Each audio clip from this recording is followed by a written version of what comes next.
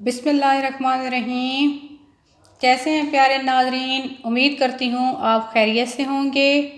आप मेरे लेक्चर से अच्छे तरीके से मुस्तफ़ीद हो रहे होंगे और अपने बच्चों को भी इससे इस्तिफ़ादा करवा रहे होंगे। मेरे लेक्चर कुछ लोगों ने मुझे कमेंट करके पूछा कि आपके लेक्चर जो है ये बच्चों को हम किस तरीके से दिखाएं।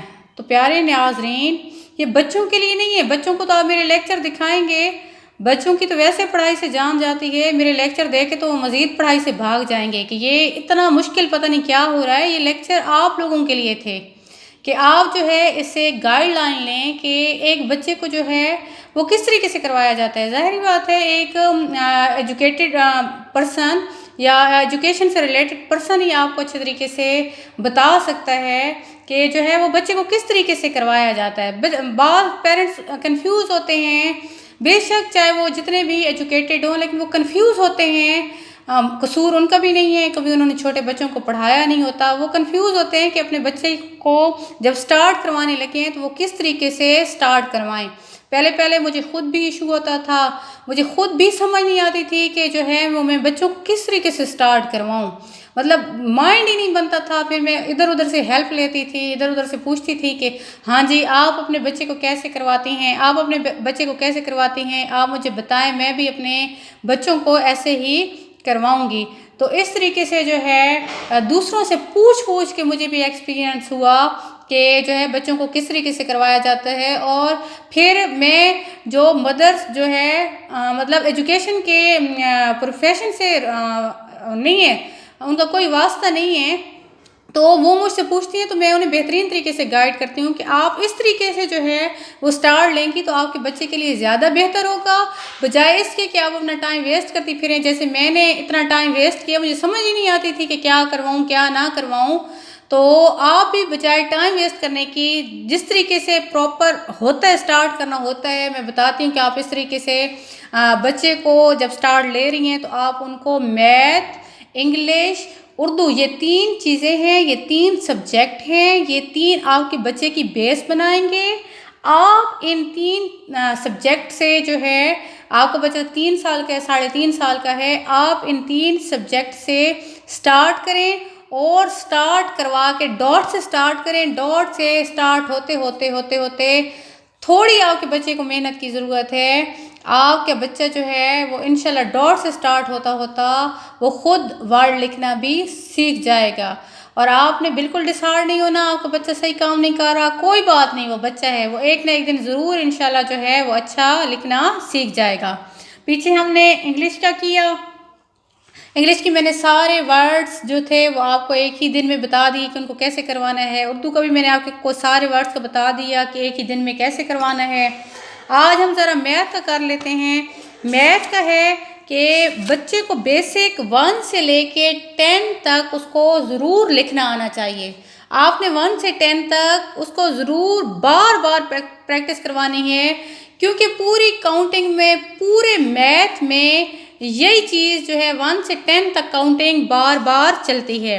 जैसे 11 है, आज है, आज हम इसको लिख लेते हैं 12 लिख लेते हैं। 12 आपने एक दिन उसको करवानी है 4 की प्रैक्टिस। ये 4 आप ऐसे ही 4 ऊपर लिखेंगी। इधर जैसे मैंने आपको स्टार लगाने का तरीका बताया था, आप स्टार लगाएंगी, स्टार लगाने के बाद आप डॉट डालेंगी इसी तरीके से ये, और डॉट डालने के बाद जो है इसी तरीके से आप बच्चे को जो है फुल, मतलब वही जो डे होगा जिस दिन आप करवा रही हैं, फुल आप उसको 4 की प्रैक्टिस करवाएंगी। उससे अगले दिन आप उसको 5 की प्रैक्टिस करवाएंगी। सारा दिन वो 5 लिखना सीखेगा। 5 के बाद आप उससे 6 की प्रैक्टिस करवाएंगी कि 6 कैसे लिखा जाता है। ये जब तक आप अपने बच्चे के साथ खुद नहीं खपेंगी, जब तक आप अपने बच्चों पे खुद तवज्जो नहीं देंगे, आपके बच्चे जो है आपको वो नताइज नहीं दे पाएंगे जिसके लिए आप इतनी कोशिश कर रहे हैं, आप इतनी मेहनत कर रहे हैं। एक दिन आप उसको 7 की प्रैक्टिस करवाएंगे, एक दिन 8 की,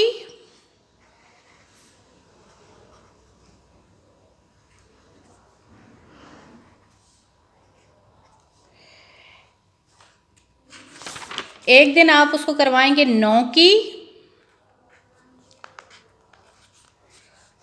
एक दिन आप उसको करवाएंगे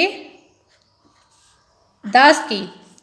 आपने दोनों चीज़ें साथ चलानी है। बच्चे को उर्दू भी बतानी है, सिर्फ 4 पे नहीं रह जाना। आजकल के हमारे बच्चों का इशू ये है 4, 5, 6, 7, 8, 9, 10, यहाँ तक उन्हें इंग्लिश में तो अच्छे से पढ़ना आता है, इंग्लिश में वो पढ़ भी लेते हैं, लेकिन अगर उर्दू की बात की जाए, उर्दू में 10 तक मुश्किल से पढ़ लेते हैं। और आगे तो अगर 11, 12, 13 की बात की जाए तो वहाँ बच्चों को पढ़ तो वो लेते हैं, फिर भी 11, 12, 13, 14, 15, 16 पढ़ तो लेंगे, लेकिन लिखना उनके लिए बहुत इशू बन जाता है, लिखना उनके लिए बहुत मसला बन जाता है। तो बेहतर ये है कि जब आप उसको 1, 2, 3, 4, 5, 6, 7, 8, 9, 10 पढ़ा रहे हैं तो साथ उन्हें बताएं कि ये 4 है, ये 5 है, ये 6 है, ये 7 है, ये 8 है, ये 9 है, ये 10 है।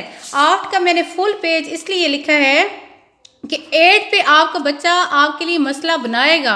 8 बच्चे को लिखना बड़ा मुश्किल लगता है। 1 से लेके 10 तक जितनी भी काउंटिंग है, सबसे मुश्किल वर्ड उसमें 8 है। बच्चे को 8 बड़ा मुश्किल लगता है। मैंने 2 बार लिखा भी किस वजह से है कि अगर आपका बच्चा एक दिन उसको सही नहीं कर रहा तो आप बच्चे को दूसरे दिन 8 की प्रैक्टिस करवाएं और बार बार प्रैक्टिस करवाएं। दूसरे दिन भी उसको सही नहीं हो रहा, आप तीसरे दिन पे चले जाएं। तीसरे दिन भी वो सही नहीं कर रहा तो आप चौथे दिन पे चले जाएं। जब तक वो सही नहीं लिखना सीख रहा आप आगे मत जाएं।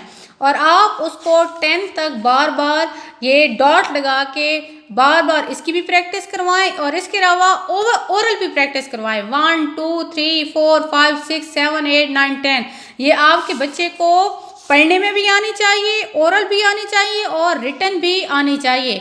इसी तरह जो मैंने इंग्लिश का करवाया था, ए से लेके जेड तक आपके बच्चे को पढ़ना भी आना चाहिए। जब आप एक लफ्ज़ उसको लिखवा रहे होते हैं, ए लिखवा रहे होते हैं, तो आपने उसको वो याद भी करवाना है कि बेटा ये ए है। बी लिखवा रहे हैं, बी आपने उसको याद भी करवाना है। आपने उसके ओरल पे भी तवज्जो देनी है, क्योंकि इस एज में, ये नर्सरी वाली एज में जो है वो बच्चा जो है वो ओरल चीज़ों को ज़्यादा पिक करता है, मतलब ज़बानी याद रखने वाली चीज़ों को वो ज़्यादा याद रखता है। तो वो इंशाल्लाह एक एक वर्ड आप उसको बताएंगे तो वो एक एक वर्ड याद कर लेगा। एक एक वर्ड याद करना उसके लिए मुश्किल नहीं है। इसी तरह उर्दू का जो हमने लिखा था डेली का, आपने उसको एक एक वर्ड याद करवाना है। और जब तक वो इन चीज़ों को अलिफ से लेके ये तक, 1 से लेके 10 तक, ए से लेके जेड तक ये अच्छे तरीके से नहीं कर लेता, याद नहीं कर लेता, उसको लिखना नहीं आ जाता, उसको डॉट पे लिखना नहीं आ जाता, बराए मेहरबानी आप बिल्कुल भी आगे ना जाएं। अपने बच्चे की बार बार इसी चीज़ की प्रैक्टिस करवाएं। बच्चों को बड़े तरीके से कंट्रोल करना पड़ता है, बच्चों को बड़े तरीके से जो है वो स्टडी की तरफ लेके आना पड़ता है, क्योंकि वो बच्चा जो 3 साल मुसलसल खेल में बिजी रहा है उसके लिए ये नई चीज़ है। और अगर हमने इस चीज़ को इस तरीके से उसके सामने पेश किया कि वो इससे बोर होने लग जाए, तो यूँ समझे कि हमने उसकी सारी लाइफ जो है वो बर्बाद कर दी है, उसकी सारी ज़िंदगी बर्बाद कर दी है। हमने इस चीज़ को इंटरेस्टिंग बना के उसके सामने पेश करना है। अब ये आप पे डिपेंड करता है कि आप अपने बच्चे के लिए इस चीज़ को इंटरेस्टिंग कैसे बनाती हैं। गाइडलाइन देना, गाइड करना मेरा काम है, इसमें मज़ीद इंटरेस्ट लेके आना ये आपका काम है। आपने अगर अभी तक मेरे चैनल को सब्सक्राइब नहीं किया तो काइंडली मेरे चैनल को सब्सक्राइब कर दें और साथ लगे बेल के बटन को ज़रूर प्रेस कर दें, ताकि आपको मेरे आने वाली हर न्यू वीडियो की नोटिफिकेशन मिलती रहे। इसके अलावा अगर आपको मेरी वीडियोस पसंद आ रही हैं तो काइंडली इन्हें लाइक और शेयर ज़रूर करें। अपनी दुआओं में याद रखिएगा। अल्लाह हाफिज़।